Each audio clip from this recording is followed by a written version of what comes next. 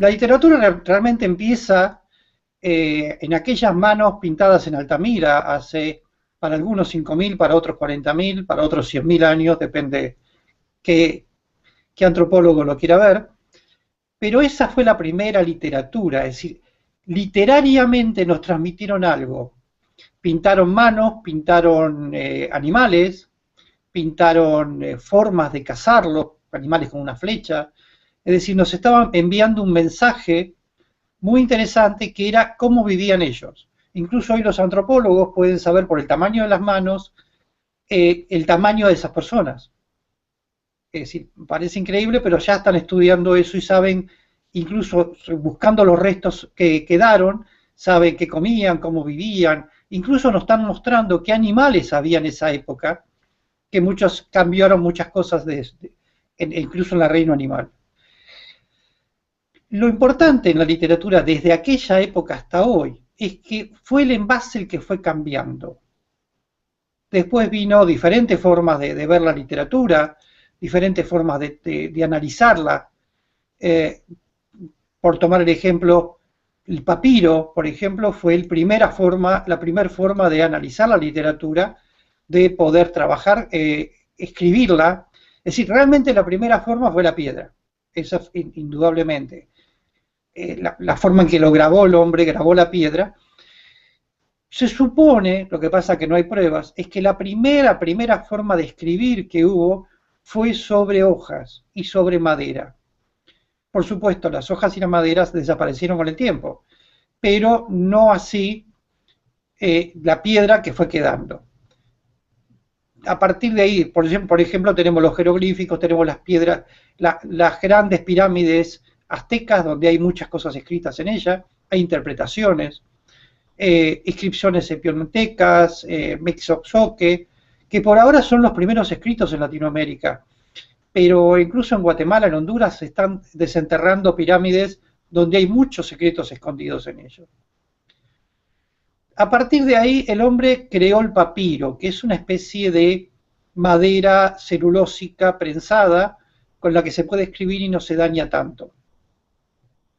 Eso lo crearon, se supone, los egipcios, aunque los chinos ya tenían algo parecido.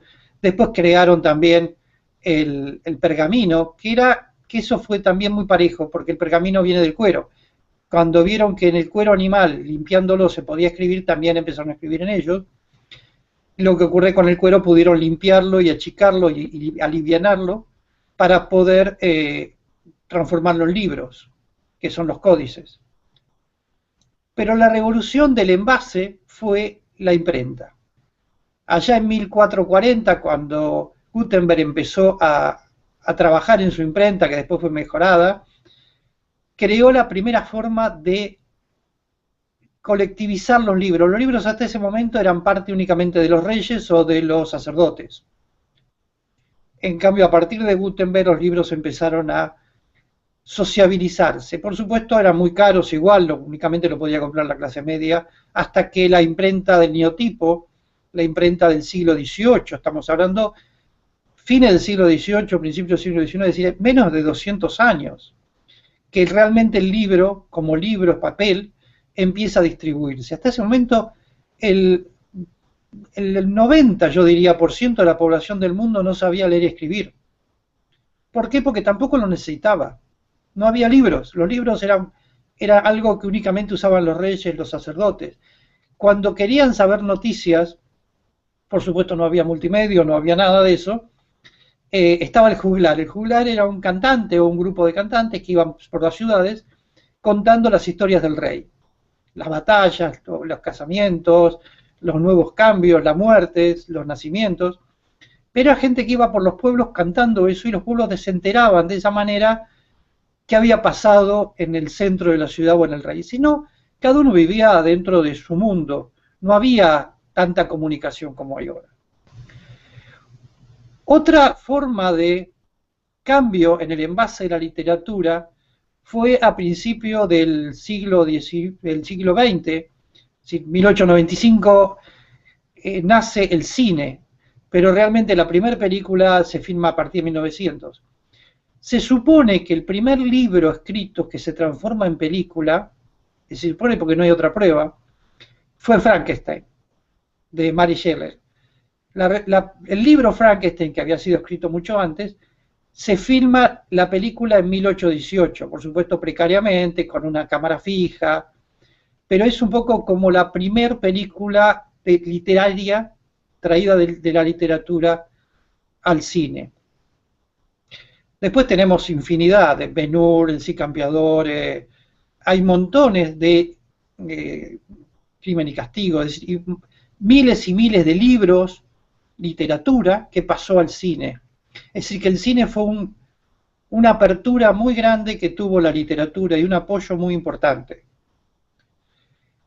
A partir de mediados del siglo pasado, de mediados de 1950, es decir, se inventa la televisión, realmente se inventó en 1927 y se presentó en 1939, pero realmente la gente no tenía televisores, eran carísimos. A partir de mediados de 1950 la gente empieza a adquirir televisores y empieza a mirar televisión.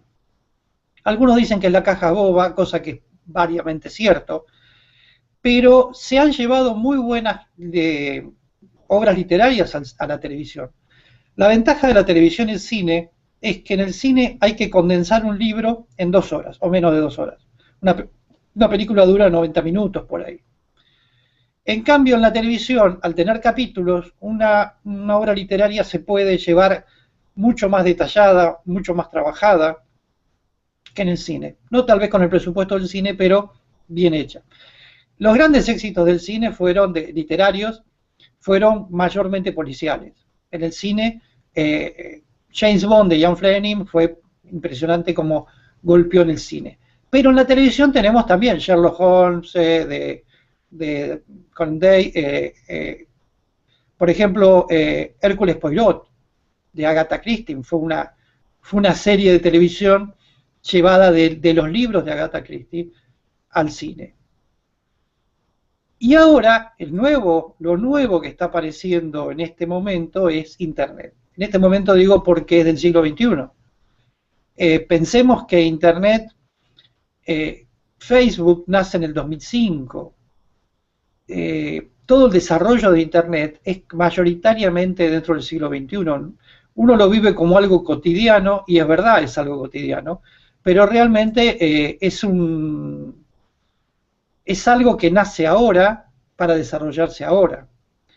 No, está creciendo y está cambiando la mentalidad y la forma de ver. Y entre esas cosas está cambiando la forma de ver y la mentalidad de la literatura en sí misma. El libro digital no es que va a destruir al libro impreso. Va a pasar como pasó con la radio, la televisión, el cine. Va a ser un agregado más. Por supuesto, a medida que el libro digital vaya creciendo, el libro impreso va a pasar a ser una curiosidad. Hoy en día hay todo un balance que está de acuerdo a las estadísticas. El año pasado fue el año en donde Amazon, el vendedor más grande del mundo, es decir, vende el 40% de los libros que se venden en el mundo, pasan por Amazon. El año pasado rompió la barrera del libro digital, es decir, fue el primer año donde el libro digital se puso al balance del libro impreso, y ahora están empezando a vender más libros digitales que libros impresos. Es una tendencia. Probablemente en 10 años más se va a vender un 70, un 80% de libros digitales y un 20% o 30% de libros impresos. También es un cambio generacional. La gente joven lee libros digitales, la gente más grande lee libros impresos. Ese cambio generacional también va a dar la apertura a lo otro. Personalmente no creo que desaparezca, pero va a haber otra cosa. Pero también está apareciendo algo nuevo, que en eso estamos experimentando Windmill, que es el libro multimedia. Un libro que uno no solamente pueda leer digitalmente, sino que pueda ver, que pueda escuchar, que pueda interactuar. Es decir, está generando algo nuevo en esta forma de ver la literatura. Y creo que eso es el futuro, es lo más importante que viene, porque es el cambio tan grande. Los cambios, es decir, el contenido va a ser siempre el mismo. Y eso sí quiero dejarlo muy claro, no va a cambiar la literatura. no va a cambiar la forma de contar, es decir, no va a cambiar el contenido de lo que uno cuente, tal vez cambie el envase, cambie la forma. Y eso es el debate. No, la historia va a seguir siendo historia, los relatos que cada uno quiera escribir van a seguir siendo los mismos, pero lo importante de todo esto es que no va a cambiar la sustancia.